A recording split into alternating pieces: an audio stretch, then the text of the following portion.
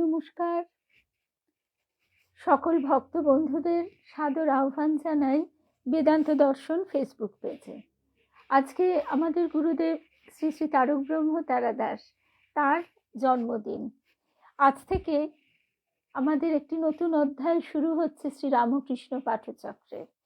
আমাদের গুরুদেব তার অশেষ অহৈতুকী কৃপায় তিনি আমাদেরকে চালিয়ে নিয়ে যাচ্ছেন।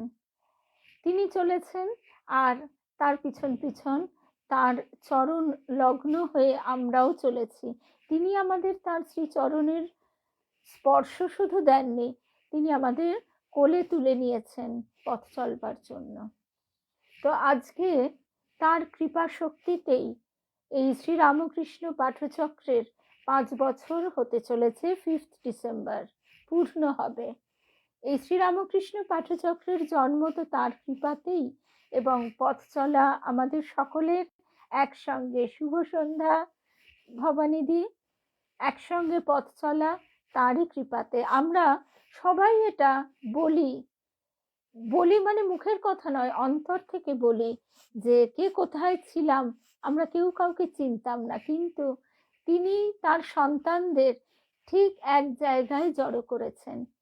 আমাদের সবসময় যে মৌখিক পরিচয় হয়েছে তাও নয়, সবসময় যে চোখের দেখা হয়েছে তাও নয়, কিন্তু যখনই কখনো দেখা হচ্ছে তখনই মনে হচ্ছে আমরা যেন কতদিনের পরিচিত। আসলে এই পথ চলা তো এক জন্মের নয়, জন্ম জন্মান্তরের। ঠাকুর তো নিজেই বলছেন তিনি বাহাদুরি কাঠ, তিনি আমাদের সকলকে সঙ্গে করে নিয়ে চলেছেন। আমরা সবাই চলেছি তার পিছু পিছু মায়ের আঁচলের ছায়ার তলায়। কারণ মা মহামায়া। আমাদের গুরুদেব বলতেন মাকে কি ত্যাগ করা যায়? মাকে ত্যাগ করা যায় না। তিনি মহামায়া। তিনি আমাদের ওই খেলনা দিয়ে ভুলিয়ে রাখেন। সেই সময় তার কাছে যদি আমরা আকুল হয়ে কাঁদি, আবদার করি যে মাগো তুমি আমাদের তোমার কাছে টেনে নাও, মা তখন হয়তো একাধবার সাড়া দেন না, লুকিয়ে হাসেন ভবরানী। ভবরানী লুকিয়ে মা ডাক শোনবার জন্য আড়াল থেকে হাসেন, কিন্তু তারপরে ওই ঘ্যানঘ্যানে বাচ্চার মতো ঠাকুর বলছেন কথামৃততে থপ করে চাবির গোছাটা ফেলে দেন। তা সেই রকম মা মহামায়া এবার আমাদের মা জননী হয়ে এসেছেন। তার আঁচলের ছায়ার তলায় আমরা সবাই রয়েছি। এই আমাদের পথ চলা একসঙ্গে। শুভ সন্ধ্যা মিনুদি, কেয়া। আগের বার তো আর সকলের সঙ্গে আলাদাভাবে বলা হয়নি। শুভ্রা, মিনুদি, কেয়া, স্বপ্নাদি, শর্মিলাদি, ভবানীদি, প্রথমেই দেখা হয়েছে। শুভ সন্ধ্যা। তো শ্রী গুরুদেবের জন্মদিনে আজকে আমাদের এই নতুন অধ্যায়টি শুরু হচ্ছে। শনি মঙ্গলবার একাদশী পূর্ণিমা অমাবস্যা তিথিতে আমরা বিশেষভাবে তার কথা অনুধ্যান করব। বিলাসপুরের দিদি প্রসেনজিৎ পাল মহাশয়, শুভ সন্ধ্যা। এবং এই বেদান্ত দর্শন ফেসবুক পেজেই প্রথম আত্মপ্রকাশ আমাদের এই শ্রী রামকৃষ্ণ পাঠচক্রের। একদম শুভ সন্ধ্যা রুদ্রাণী। তাহলে আমরা আজকে শুরু করি। উদ্ধব সন্দেশ, মহানামব্রত ব্রহ্মচারী, তার কাছে আমরা শুনছি ভাগবতের এই উদ্ধব সন্দেশের অংশটি একদম সাবলীলভাবে তিনি ব্যাখ্যা করেছেন। আমরা তো কেউ সেভাবে সংস্কৃত জানি না, কিন্তু ভাবটি যাতে আমরা নিতে পারি, তাই এইখান থেকে আজকে আমরা শুরু করছি। শ্রী রাধিকার ভাব জয়ছে উদ্ধব দর্শনে, এই মতো প্রলাপ চেষ্টা প্রভুর রাত্রি দিনে। চৈতন্য চরিতামৃত থেকে উল্লেখ করা হয়েছে। ভাগবত কথা শুধু শ্রবণ মঙ্গলম তাই নয়, শ্রবণ মধুরম।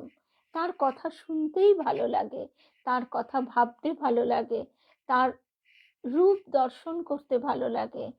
এবং এই সমস্ত অশান্তি, মানসিক চিত্ত চাঞ্চল্য যাকে বলে, মানসিক অশান্তি, চিত্ত বিক্ষেপ, সমস্ত কিছু দূর হয়ে যায় হরিনামে। ঠাকুর বলেছিলেন না মাকে যে নিজের ঘরটি কখনো ছাড়বে না, ঘরে থাকবে, শাক বুনবে, শাক ভাত খাবে আর হরিনাম করবে। মা আমাদের ঠাকুরের কথাগুলি তার জীবনে অক্ষরে অক্ষরে পালন করে দেখিয়ে দিয়েছেন। কিন্তু মায়ের মাতৃসত্তা মাঝে মাঝে জ্বলে উঠেছে। ঠাকুরের ওই পিতৃসত্তার পরিচয়, ভগবানের পিতৃসত্তার পরিচয় যখন প্রবল হয়ে উঠেছে, তিনি কিছু কিছু নিয়ম, কঠোরতা, নির্দেশ দিয়েছেন তার সন্তানদের। রুটির মাপ দিয়ে বেশি খাওয়া যাবে না। মা বলছেন আমার ছেলেদের খাওয়ার খোঁটা দিও নি। ঠাকুর চটি ফটফট করে মায়ের কাছে বলতে এসেছেন, অভিযোগ জানাতে এসেছেন। তারপরেও আবারও বলছেন যে তাহলে ওরা রাত্রে ধ্যান জপ করবে কি করে, ঘুম পেয়ে যাবে। মা বলছেন আমার ছেলেদের খাওয়ার কোটা দিও নি, ওদের ইহকাল পরকালের সব চিন্তা আমার। ঠাকুর নিশ্চিন্ত মনে হাসতে হাসতে চটি ফটফট করতে করতে ফিরে গেছেন। তো এই তো আমাদের মা। মা নিড়ানি দিয়ে এই কথাগুলি বারবার মনে হয়, বারবার বলতে, শুনতে, ভাবতে ইচ্ছে করে। নিড়ানি দিয়ে পথ পরিষ্কার করে দিচ্ছেন। দেবীমা বলতেন যে ঠাকুর স্বয়ং তোমাদের প্রারব্ধ কর্ম সরিয়ে দিয়েছেন ঠেলে, তাই তো তোমরা এত সহজ পথ পাচ্ছ। মা বলছেন যে ঠাকুর এসে এবার দরজা জানলার ছিটকিনিগুলো খুলে দিয়ে গেছেন, হুড়কো ছিটকিনিগুলো, শুধু উঠে একটু ঠেলবার অপেক্ষা। ঠাকুরের এত কৃপা, এক পায়ে গিয়ায় ঠাকুর বলছেন তিনি তাহলে 10 পায়ে গিয়ে যাবেন। ভগবানের কথা সন্দেশ রসগোল্লা অপেক্ষাও মিষ্টি, সরস। কারণ কি, আমরা জিহ্বায় কতক্ষণ সন্দেশ রসগোল্লার স্বাদ অনুভব করি, আবার অধিক প্রলোভনে, অধিক আস্বাদনে তার আবার ক্ষতিও আছে। কিন্তু ভগবানের কথার ক্ষতি তো নেই, উপরন্তু এর আস্বাদনের তৃষ্ণা উত্তরোত্তর বৃদ্ধি পায়, এবং যত বৃদ্ধি পায় তিনি তত ঢেলে ঢেলে দেন এবং তত আনন্দ পরিপূর্ণ হয়ে ওঠে। আবার ভক্তমুখে যদি তাহা শ্রবণ করার সৌভাগ্য লাভ হয় তবে আরো মধুর লাগে। ভক্তমুখে ভগবানের সন্দেশ রসকদম্ব তুল্য, কিংবা বলা যায় অনির্বচনীয়, মুকাস্বাদনবৎ। মুকাস্বাদনবৎ অর্থাৎ বলার মতো ভাষা খুঁজে পাওয়া যায় না। আমরা ভাগবতে উদ্ধব সন্দেশ পড়েছি, কিন্তু তাৎপর্য হৃদয়ঙ্গম করতে তো পারি না, না বোঝালে কেমন করে বুঝবো। স্বয়ং ভগবানের কৃপা শক্তি ভক্তির মাধ্যমে উদ্ধব সন্দেশের তাৎপর্য বিশ্লেষণ করে আমাদের কাছে উপস্থাপিত করেছেন। ভূমিকায় বলছেন শ্রী গুরুচরণাশ্রিত স্বামী সত্যানন্দ। মরমের কথা মরমী ভক্ত পেয়ে প্রকাশ করে ফেলেছেন ভগবান। বৃন্দাবনের চিরকিশোর নবীন মদনমোহনের কৃপা হয়েছে ভক্তের উপর। কৃপাধন্য পরম ভাগবত মহানামব্রত ব্রহ্মচারী লেখনী মুখে গোপনীয় সেই রহস্য কথাই ব্যক্ত করে ফেলেছেন জগৎ সমক্ষে। উদ্ধবকে বৃন্দাবনে প্রেরণ করে শুধু তাকেই লাভবান করেননি ভগবান, আজ বুঝিতেছি এ লাভ স্বয়ং শ্রীকৃষ্ণের মথুরাবাসীর শ্রী শুক মুনির মানে শুকদেবের সঙ্গে সঙ্গে জগৎ জীব আমাদেরও। শুভ সন্ধ্যা জয়িতা, সোমা। সাধারণের পক্ষে উদ্ধব সন্দেশ আরো সহজবোধ্য, সহজ প্রাপ্য করে তুলেছেন ব্রহ্মচারী মহোদয়, মহানামব্রত ব্রহ্মচারী। ব্রজধাম অপ্রাকৃত মাধুর্যের ভূমি, মথুরা হতে ঐশ্বর্যের ভূমি হতে এই ধামের মাহাত্ম্য হৃদয়ঙ্গম হয় না। ঠাকুর কথামৃতে বলছেন প্রথমে দশভুজা রূপ, ঐশ্বর্যময় রূপ, তারপর একটু একটু করে কমতে কমতে কমতে একেবারে গোপাল। সে গোপাল রূপে একেবারে যেন সেই হাতের তেলোতে তুলে নেওয়া দুধের শিশুটি সে হাঁ করে আমারই মুখের দিকে চেয়ে আছে, যাকে আমি না দেখলে, যশোদা ভাবছে আমি না দেখলে কে দেখবে। সেই জন্য ভাগবতকার জনে জনে ডেকে ডেকে বলছেন, অহো কি আশ্চর্য, তোমরা এসে দেখে যাও, যাকে যোগী মুনি ঋষিরা ধ্যানে পায় না, সেই তিনি আজ নন্দের উঠোনে ধুলি খেলা করছেন। এ কি করে সম্ভব, কি আশ্চর্যম। ভগবানের প্রাণেও একটা স্বাদ বা আকাঙ্ক্ষা আছে। ভগবানের জন্য ভক্ত যেমন ব্যাকুল, তদপেক্ষাও ব্যাকুল ভগবান স্বয়ং ভক্তের জন্য। ঠাকুর বলছেন, চোখ দিয়ে জল পড়েছিল। একজন এসে বলছেন, একজন মানে ওই শ্রী অধর সেন মহাশয়, অধর সেন বলছে যে তোমার কথা ভাবতে ভাবতে চোখে জল এসেছিল। বলো কি গো? ঠাকুর বলছেন, এই দেখো আমার রোমাঞ্চ হচ্ছে। তো ভগবান স্বয়ং ভক্তের জন্য ব্যাকুল। ভক্ত না যত ব্যাকুল। নিরঞ্জনানন্দ, তখন তিনি নিরঞ্জন, তিনি অবাক হয়ে ভাবছেন, একদিন তিনি এসেছেন ঠাকুরের দর্শনে, তীর বেগে ছুটে এসেছেন ঠাকুর আলুথালু হয়ে। তো আর কবে হবে বল দিকিনি তোর ঈশ্বর দর্শন, আর কবে হবে বল দিকিনি। নিরঞ্জন বলছেন, আমি তো অবাক যে আমার ঈশ্বর দর্শন হলো কি হলো না বলে, যে ইনি এত কাঁদছেন, ইনি এত আকুল হচ্ছেন কেন। ভক্তগণের মস্তকে ভক্তি দেবীর পদরেণু নিপতিত না হলে ভক্তগণও ধন্য হন না। তাকে বৃন্দাবনে প্রেরণ করে, মানে উদ্ধবকে বৃন্দাবনে প্রেরণ করে একসঙ্গে ভক্ত ও ভগবানের আকাঙ্ক্ষা পূর্ণ হলো। ব্রজের গোপ গোপীর প্রেম ভক্তির নিকট শ্রীকৃষ্ণের অভিন্ন কলেবর জ্ঞানে গুণে সমৃদ্ধ উদ্ধবের অনেক শিক্ষার বস্তু আছে। জ্ঞানী উদ্ধবের পরজন্মে শ্রী বৃন্দাবনের পথিপার্শ্বে গুল্ম লতা হয়ে জন্মাবার সাধই ভাগবতের অভিনব বার্তা। শ্রীম মাস্টারমশাই বলছেন, কাশীপুর উদ্যান বাটিতে গাছগুলি ছিল এক একটি গন্ধর্ব যক্ষ দেবতা। তারা বৃক্ষরূপে কাশীপুর উদ্যান বাটিতে অবস্থান করছিলেন অবতারের লীলা দেখবেন বলে, ঠিক যমলার্জুনের মতো। জ্ঞানী উদ্ধবের পরজন্মে শ্রী বৃন্দাবনের পথিপার্শ্বে গুল্ম লতা হয়ে জন্মাবার সাধই ভাগবতের অভিনব বার্তা। জ্ঞানী ভক্তের পদধূলি সর্বাঙ্গে মেখে হতে চায় ধন্য। জ্ঞানী ভক্তের পদধূলি সর্বাঙ্গে মেখে হতে চায় ধন্য। মাস্টার মশাই যখন প্রথম কামারপুকুর যাচ্ছেন, তার তখন বেড়ালটিকে দেখেও মনে হচ্ছে সাষ্টাঙ্গে প্রণাম করে, তিনি ধুলায় গড়াগড়ি দিচ্ছেন। স্বয়ং ভগবানের পর্যন্ত দেখি এই পরম ব্যাকুলতা। ভক্তের অন্বেষণে ভগবানের হয় অবতরণ, আর ভগবানের অন্বেষণে হয় ভক্তের ব্রজলোকে উন্নয়ন। অপ্রাকৃত মহামিলন ভূমি এই ব্রজধাম। কিন্তু এই ব্রজধাম কি শুধু স্থূল না, আমাদের গুরুদেব বলছেন এই ব্রজধাম তোমার অন্তরেই আছে। সেখানে নিত্য লীলা করছেন কৃষ্ণ, শ্রীরামকৃষ্ণ। আত্মার সঙ্গে তার রমণ, মনের রমণ, অর্থাৎ মনই শ্রী রাধিকা হবে, হয়ে উঠবে। আত্মার সঙ্গে, পরমাত্মার সঙ্গে তার মিলন ঘটবে। বিস্মৃতিতেই দুঃখ। আমরা সেই বিস্মৃতির অন্তরালে তলিয়ে আছি। আমাদের সেই স্মৃতি জাগানিয়া বার্তা পাঠাচ্ছেন যুগে যুগে শ্রী ভগবান। স্মরণেই আনন্দ। উদ্ধব সন্দেশে এই স্মরণ লীলা প্রমূর্ত।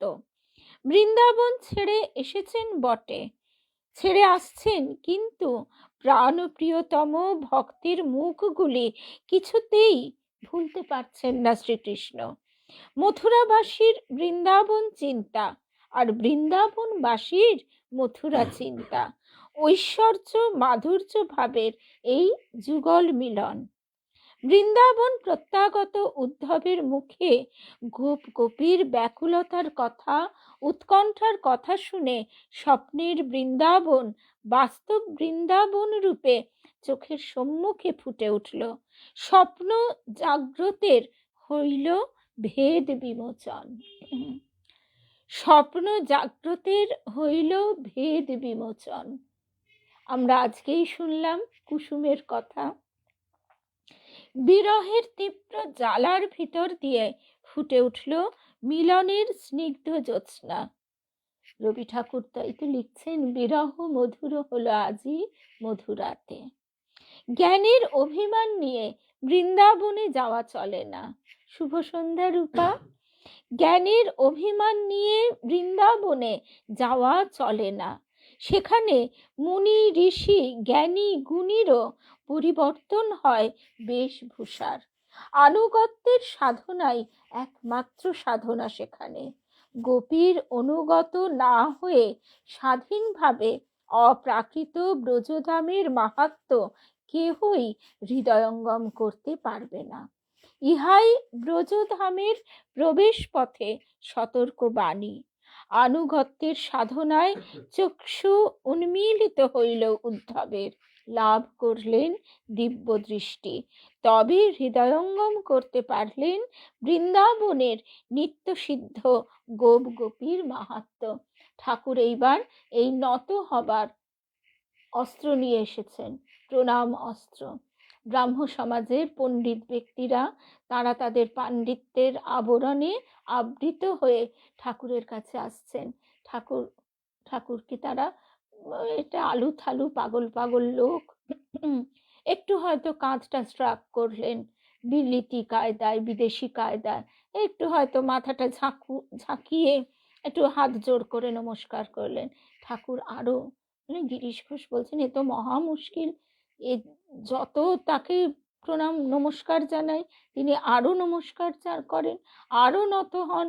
হতে হতে একেবারে পায়ে শরণাগত, সাষ্টাঙ্গ, ষষ্ঠ অঙ্গ, 6টি অঙ্গ দিয়ে, অর্থাৎ পঞ্চ ইন্দ্রিয় এবং মন সব দিয়ে তার শরণাগত হওয়া, সাষ্টাঙ্গ প্রণাম করা। উদ্ধব রূপবান ছিলেনই, ভক্তির রাজ্য হতে ফিরে আসায় তার রূপ হলো আরো অপরূপ। জ্ঞানের রাজ্য হতে তাকে ভক্তির রাজ্যে প্রেরণের এই নিগূঢ় উদ্দেশ্য। তো আজকে আমরা একেবারে প্রথম যে প্রসঙ্গটি শুনব, ভগবানের ভক্ত দুঃখ কাতরতা। মানুষ দুঃখী জীব, অশেষ দুঃখ জীবন, তার অশেষ দুঃখে তার জীবন ভরা, অশেষ দুঃখ জীবনে। এমন মানুষটি জগতে নেই যে কখনো কোনো দুঃখ ভোগ করেনি। দুঃখ কাতর জীব নিরন্তরই সুখাভিলাষ করছে। উপনিষদের এই মন্ত্রই হলো জপমালা, সুখং মে ভুয়াদ দুঃখং মে মা ভৃত। অর্থাৎ আমার যেন দুঃখ না হয়। সুখ চায় মানুষ, কেন চায়? দুঃখী বলে। সুখ যে মানুষ একেবারেই পায় না তা নয়, মাঝে মাঝে পায় ক্ষণিক সুখ। সাময়িক সুখ টেকে না, সেই নশ্বর সুখে কারো পরিতৃপ্তি হয় না। মানুষ খোঁজে অন্তরে অন্তরে সেই সুখ, যে সুখ নিরবচ্ছিন্ন, শাশ্বত, অনাবিল, যে সুখ দুঃখ সংস্পর্শ বর্জিত, নিত্য নিরতিশয়, আত্যন্তিক। সেই সুখেরই নামান্তর ব্রহ্মানন্দ। ঠাকুর বলছেন বিষয়ানন্দ, বিষয়ানন্দে মত্ত, তাই সে প্রলাপ বকছে। জীব বিষয়ানন্দে মত্ত, সে জানে না কিছুদিন পরেই তার সেই বিষয় রস শুকিয়ে যাবে। জ্ঞাতসারে বা অজ্ঞাতসারে মানুষ যা কামনা করে তা ব্রহ্ম বস্তুই। এই যে নিরন্তর সে আনন্দ চাইছে, যে অজ্ঞান সে বিষয় থেকে আনন্দ চাইছে। নিত্যকাল প্রতিক্ষণে আমরা এইভাবে আনন্দ স্বরূপ শ্রী ভগবানকেই খুঁজে বেড়াচ্ছি। মানুষ অনুসন্ধান করে তাকে, কিন্তু পথের সন্ধান জানে না, তাই সে বহির্মুখী ইন্দ্রিয় দ্বারা এই বাইরের জগতে আনন্দ খুঁজতে চায়। শাস্ত্রসমূহ জীবকে নির্দেশ দেন সেই পথের স্পষ্টভাবে। শাস্ত্রকারগণ বলেন, নিত্য সুখকর আনন্দ ঘন বস্তু শ্রী ভগবানকে অনুসন্ধান করো এই পথ ধরে।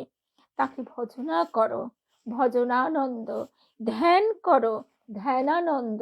আস্তে আস্তে এই আনন্দগুলো যখন আমরা পেতে শুরু করি, তখন বিষয়ানন্দ আমাদের, ওই ঠাকুর বলতেন যেমন, মনে হয় আমরা আটি আর চামড়াই সার, তাতে কোনো আনন্দ নেই।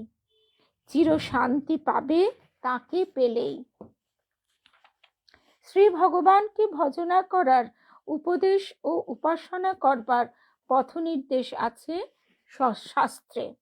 শাস্ত্রবিধি মতো ভগবত উপাসনা করে শাশ্বত শান্তির অধিকারী হন ভাগ্যবান জীব যারা। আমরা ছোট থেকেই শুনি বিষয় সুখের প্রতি ঠেলে দেওয়া হয় আমাদের। সেই বিষয় সুখের প্রতি পিতা মাতাও ধাবমান, সমাজও ধাবমান, আমাদেরও সেই দিকে ঠেলে দেওয়া হয়। কিন্তু যদি আমাদের সেই সৌভাগ্য সংস্কার থাকে, তাহলে আমাদের সেই রকম যোগাযোগ ঘটে যায়। কিন্তু এই কলির এক বিশেষ মাহাত্ম্য হচ্ছে যে এই যুগে তার নাম যে আকুলভাবে করবে, অন্তর থেকে করবে, সে উদ্ধার হয়ে যাবে। সেই জন্যই কলির চরম অবস্থায়, কলিযুগের চরম অবস্থায় এলেন শ্রীরামকৃষ্ণ। তিনি আমাদের সকলকে উদ্ধার করবার জন্য তিনি নিজেকে প্রকাশ করলেন। কিভাবে? তিনি বললেন, তিনি বালার্ক, অর্থাৎ তিনি শিশু সূর্য। আমরা ভগবানের যে তেজ, সেদিকে তাকাতে পারবো না, কিন্তু তার শ্রীমুখের দিকে আমরা তাকাতে পারবো। তার ফটোগ্রাফও রইল জগতে। তিনি কর্মনাশা, তিনি আমাদের সমস্ত কর্ম খণ্ডন করে দিচ্ছেন, দিয়ে তার দিকে তিনি আকর্ষণ করে নিচ্ছেন। আর তিনি ফরাসডাঙ্গা, অর্থাৎ তার চরণলগ্ন হলে মহামায়ার জগতে আর সেই সব নিয়ম কানুন আইন চলবে না। গিরিশ ঘোষ বললেন, আপনার সব বেআইনি। আবার সঙ্গে তিনি মাকে জগতের কাছে প্রতিষ্ঠিত করে দিলেন, যাতে আমাদের সমস্ত দুঃখ কাতরতা মায়ের কাছে নিবেদন করতে পারি। শ্রী ভাগবত বলছেন, হে জীব, তোমার তো সামর্থ্য নাই ভজিবার, যোগ্যতা নাই ডাকিবার। গ্রহণ করো তুমি আমার কথা, থাকো তুমি শুধু কান পাতিয়া নীরবে। তুমি আর তাহাকে কি ডাকিবে? শোনো, তিনি তোমায় ডাকিতেছেন। তোমার আর তাহার জন্য কতটুকু আরতি? তোমা অপেক্ষা কোটি গুণ অধিক আরতি লইয়া তিনি তোমায় আহ্বান করিতেছেন।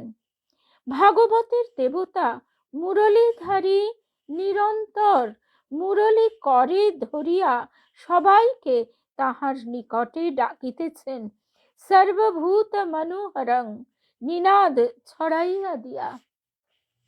তুমি পারো না তাহাকে ডাকিতে, তাই ডাকিতেছেন তিনি তোমাকে, ওরে কে কোথায় আছিস, আয় রে আয়। মানুষ ভগবানের কাছে যাইতে পারে না, তাই ভগবান নামিয়া আসিয়াছেন মানুষের কাছে। ডাকিতে জানে না অজ্ঞ জীব, তাই ডাকিতেছেন বাঁশুরিয়া মোহন বাঁশুরিতে। ইহাই বিশ্বের বাজারে ভাগবত শাস্ত্রের অভিনব অবদান।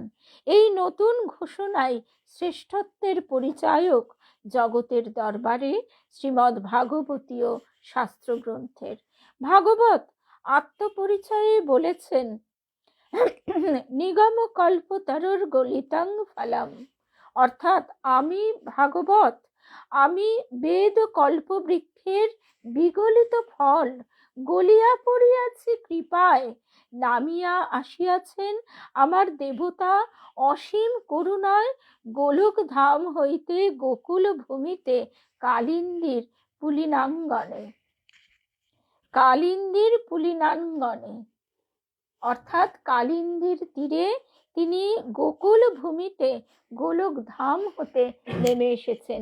তাই তো ভাগবতকার অবাক হয়ে বলছেন, যাকে যোগী মুনি ঋষিরা ধ্যানে পায় না, তপস্যায় পায় না, তিনি ওই নন্দ যশোদার ধুলার আঙিনায় ধুলা নিয়ে খেলা করছে।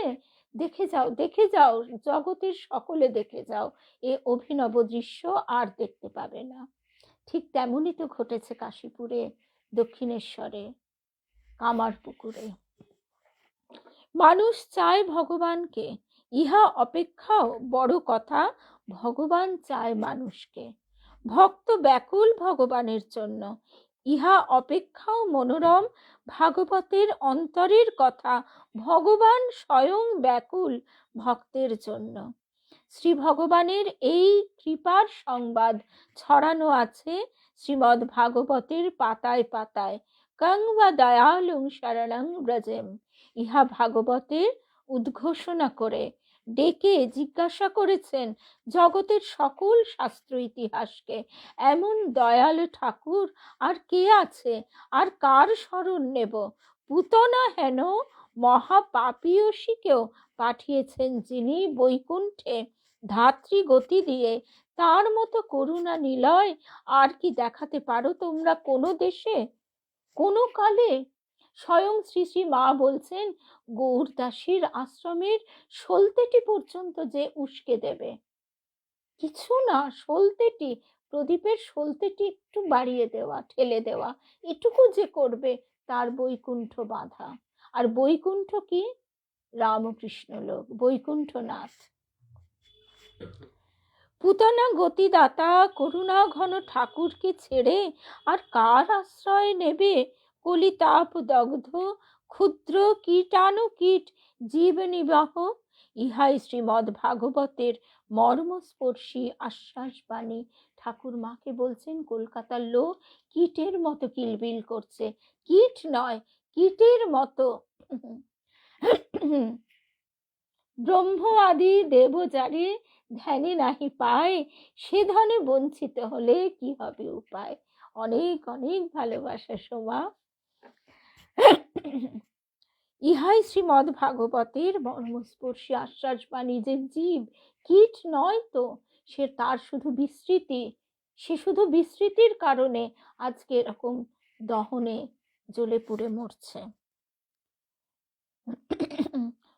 ভাগবতের অন্তরের কথা ভগবান ব্যাকুল ভক্তের জন্য। স্তন্য পিপাসায় গোপাল কাঁদছেন যশোদার জন্য। বৎস হারাইয়া কানাই তাদের খুঁজে খুঁজে কাতর হয়েছেন বনে বনে। কারণ ওই ব্রহ্মা তিনি ভগবানের লীলা দেখবেন বলে সকলকে তো সরিয়ে ফেলেছেন, সেই কাহিনীও আমরা শুনেছি। সেই বৎস হারিয়ে কানাই তাদের খুঁজে খুঁজে কাতর হয়েছেন বনে বনে। কারণ তিনি নরলীলা করতে ভালোবাসেন, তিনি তো সবের প্রকাশিত তারই প্রকাশ, কিন্তু তবু তিনি নরলীলা করতে, এই খেলা খেলতে ভালোবাসেন। ব্রজ ললনার মন হরণ করে নিকটে আনবার জন্য বাঁশরীতে কলধ্বনি করেছেন গোপীজন বল্লভ। ইহাই ভাগবতীয় লীলার মধুরিমা। ব্রজ ছেড়ে ব্রজ জীবন গেছেন মথুরায়। ব্রজবাসিনী গোপ বালারা বিরহে হয়েছেন পরম কাতরা। দূতি পাঠিয়েছেন তারা বৃন্দাদেবীকে প্রাণকান্তের নিকটে। এই কথা আস্বাদন করেছেন বৈষ্ণব মহাজন পদকর্তাগণ। কোন কোন পুরাণও দিয়েছেন এমতো বর্ণনা।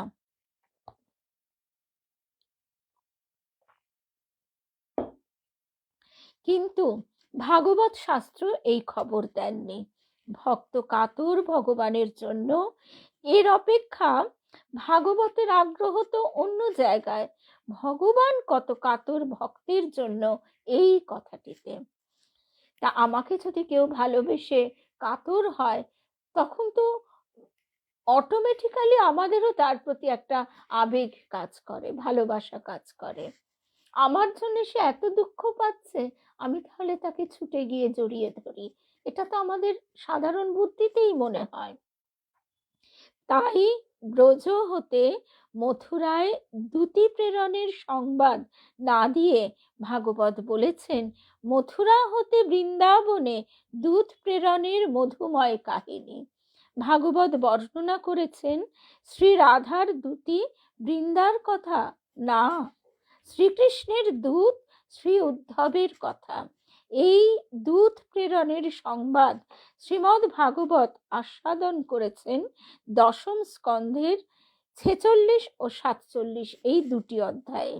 এই অধ্যায় যুগল অবলম্বনে আমরা শুনব উদ্ধব সন্দেশ। তা আজকে আমরা শুধু ভূমিকাটুকুই শুনলাম। এরপর আগামীকাল সকালবেলায় আবার আমাদের দেখা হবে। আগামীকাল মঙ্গলবার আমরা একটু মায়ের কথা শুনবো। শনি মঙ্গলবার ঠাকুর বারবার বলেছেন দক্ষিণেশ্বরে আসবার কথা ভক্তদের। দক্ষিণেশ্বর মানেই তো মা, মা ভবতারিণী, আর সেই ভবতারিণীর জাগতিক পার্থিব রূপ বিন্দুবাসিনী রূপে আমাদের শ্রী শ্রী মায়ের মধ্যে। তাই মায়ের কথাও শুনবো, আর শুনবো ব্রজেন্দ্র নন্দন নন্দালয়ে প্রকটিত হয়ে ব্রজমণ্ডলে ছিলেন 10 বছর 8 মাস পর্যন্ত। তারপরে মথুরায় এসে কংসবধ করেন। কংসবধ করার পর তার পিতা উগ্রসেনকে রাজসিংহাসনে বসান অভিষেক করে। তারপরে কৃষ্ণ বলরামের হয় ক্ষত্রিয়াচারে উপনয়ন। উপনয়নের পর গুরুগৃহে বাস, তপশ্চর্যা ও অধ্যয়ন চলতে থাকে শাস্ত্রবিধি মতো। জমালয় হতে মৃত পুত্র ফিরিয়ে এনে দেন গুরুদক্ষিণা। তারপর প্রত্যাবর্তন করেন মথুরায়। প্রাসাদের চন্দ্রশালিকায় দাঁড়িয়ে অনেক দিন পর দর্শন করেন প্রবাহিনী যমুনা, অর্থাৎ ওই ওপেন টেরাস এখনকার ভাষায়।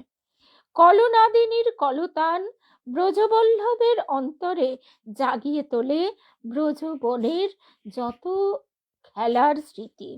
অতীব কাতর হয়ে পড়েন ব্রজ বিরহে ব্রজনাথ। নিজ বিরহীগণের সংবাদ নিতে তাদের দুটি সান্ত্বনা বাক্য বলতে শ্রীমান উদ্ধবকে পাঠিয়ে দেন শ্রী বৃন্দাবনে। শ্রী উদ্ধব মহারাজের ব্রজযাত্রা বর্ণনার পূর্বে আলোচনীয় আছে আবার কটি কথা।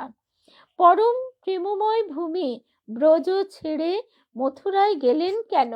আদৌ ব্রজ প্রাণ গেলেন যদি বা প্রয়োজনে, ফেরেননি বা কেন কংস নিধন করে? একেবারে নাই বা ফিরলেন, আসেন না কেন মাঝে মাঝে? আজকে নিজেই বা যাচ্ছেন না কেন দূত না পাঠিয়ে?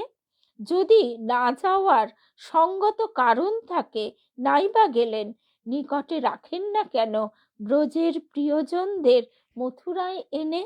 উদ্ধব প্রেরণের তাৎপর্যটি সম্পূর্ণ হৃদয়ঙ্গম করতে প্রয়োজনীয়তা রয়েছে ওই সকল বিষয়ে সুস্পষ্ট অনুভূতির।